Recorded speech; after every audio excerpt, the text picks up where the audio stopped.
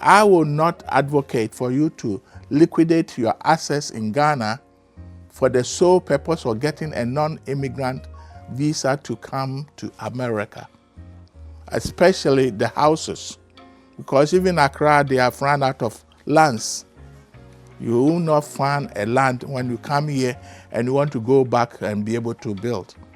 So maintain it, but if you have some money that you can spare or gamble with, and you want to try that, then please do it, because America Dream is still attainable for anyone.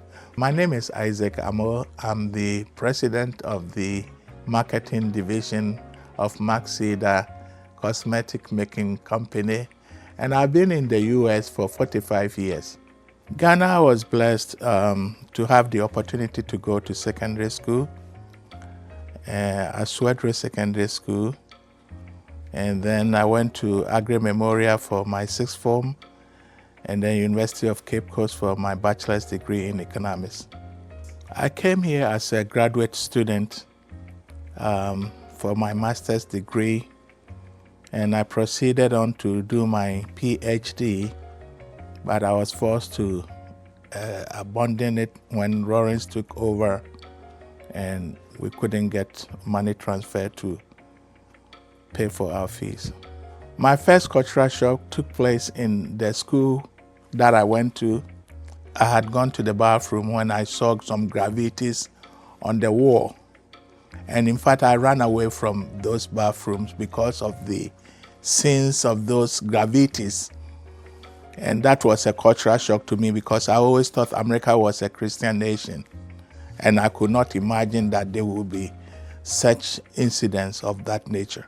My first challenge was the abrogation of the arrangement I have with Scholarship Secretariat as a private student, because that arrangement allowed me to transfer money from Ghana to the US to pay for my fees and other expenses.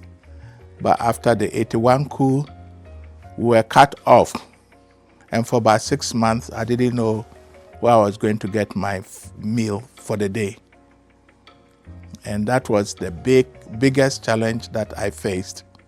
It compelled me to abandon my PhD program. And then I moved to the East Coast of the US, which is the Virginia, where we are now. And my sisters helped me to get a car. And then I did manual jobs like throwing papers, working in pizza places, and security jobs and stuff like that to survive. All along, I had confidence in the Lord. I'm a Christian, and that it was a temporary situation, that things would change. And as I worked through the system, I was able to secure this job that allowed me to get my green card and brought my wife over. Going through the process was not easy. A lot of anxiety, whether she will ever come, was one. And then, of course, when you leave your wife behind, there's always the emotional side of not seeing her. And you go through that, but as I said earlier, I'm a believer. So I knew that the finality will come, but the waiting time was not easy. And I would admit that it was a bit challenging to me. Okay, we started off with used clothing.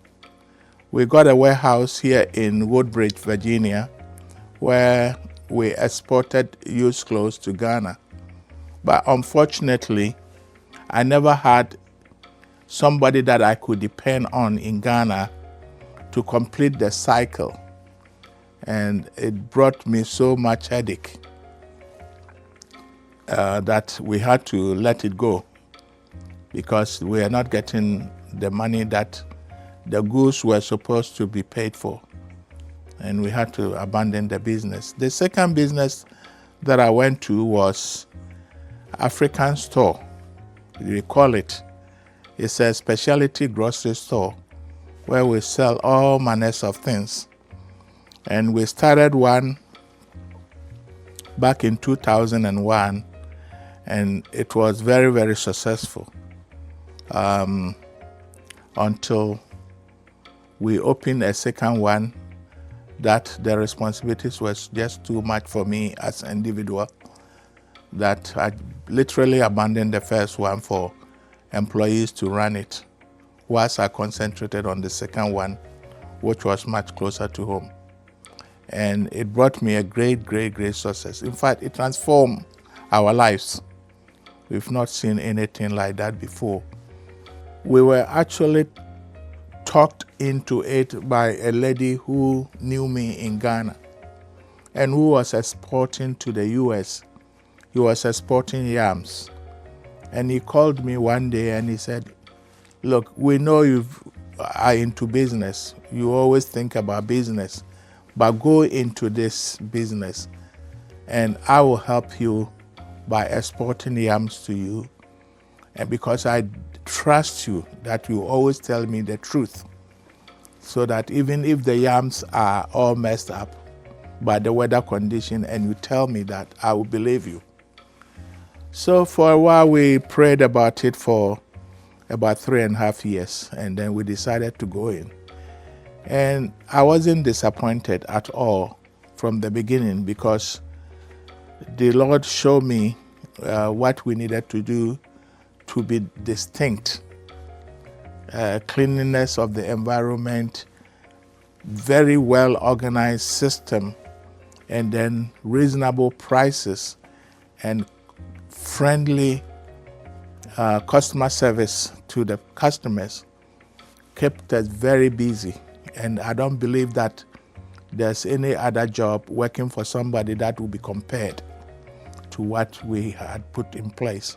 Maxida was set up by my wife, who is a retired pharmacist.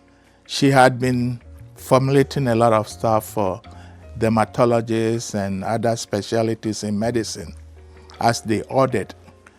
There are many things that are peculiar to the black skin, and she set out to produce a lot of things that will solve our basic problem. For instance, we have this fragrance. We have 4 types of fragrance depending on which one that you like, that she had targeted for the young ones, especially those in the secondary schools and the universities, that the ladies can use to minimize some of this human odor that comes out.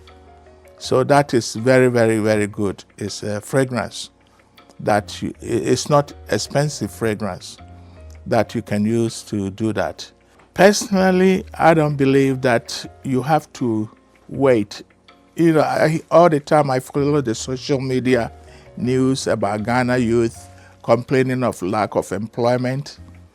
And I laughed in my head in the sense that there's so much to do in Ghana, or if you come here, that you can get yourself something to do. So you will not go out there and pull your camera and be complaining. Yeah, I want people to reflect that business is basically providing services or products to the community that they need. And that will bring you the financial rewards. So whether it's selling Hausa cocoa to the office people who have to wake up early in the morning, and for the sake of traffic congestion, they have no opportunity to eat breakfast before they go, you will make it. So don't sit down there and use the social media as if that will translate to money in your pocket. Even growing cassava, if you go to any village and you decide to stay there, after all, in Ghana, we all come from somewhere. We are not from Accra. The Ghanaians are very small in population, so we come from the rural areas. Go back to your villages and stop building kiosks all around and start something. You can buy a goat, for instance, and if you take good care of it, many people can afford 2 goats, male and female. Within a year, they might have 5 or 6 of them.